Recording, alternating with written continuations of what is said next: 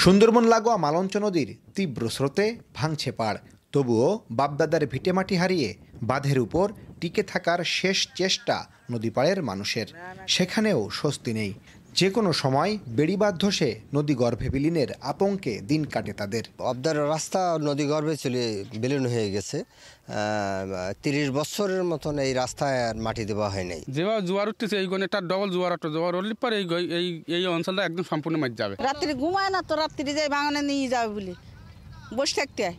একই অবস্থা কপোতাক্ষ ও খোলপেটুয়া নদীর বেড়িবাঁধের একাধিক পয়েন্টে। স্থানীয়দের শঙ্কা, বেড়িবাঁধ ভেঙে গেলে নদীতে বিলীন হয়ে যাবে সরকারের বিভিন্ন উন্নয়ন প্রকল্প। লোনা পানির প্রভাবে বিপর্যস্ত হবে এ অঞ্চলের প্রাণ প্রকৃতি। বসবাস করার সমস্যা হবে, আবার পানি ঢুকলি তখন নোনা পানি ঢুকলি ধানও হবে না, কিছু হবে না, খাওয়ার পানির সমস্যা। শিক্ষা প্রতিষ্ঠান আছে, কলেজ আছে, সমস্ত সব দিয়ে আমরা খুব ক্ষতিগ্রস্ত হয়ে যাব। অনেক চেয়ারম্যান আছে, মেম্বার আছে, এমপি আছে, তারা এসে আশ্বাস দেয় যে না আমরা এই এটা করবো, এটা আমরা বাজেট এনে দেবো।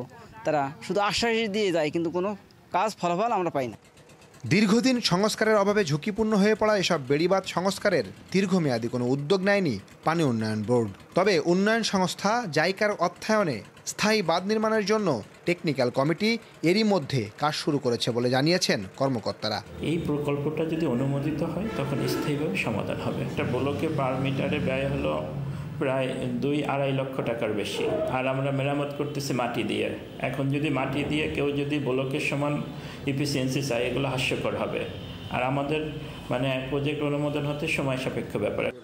সাতক্ষীরা পানি উন্নয়ন বোর্ডের তথ্য অনুযায়ী বিভাগ 1 ও 2 এর অধীনে 11টি পোল্ডারে 800 কিলোমিটার বেড়িবাঁধের মধ্যে 300 কিলোমিটার ঝুঁকিপূর্ণ হয়ে পড়েছে।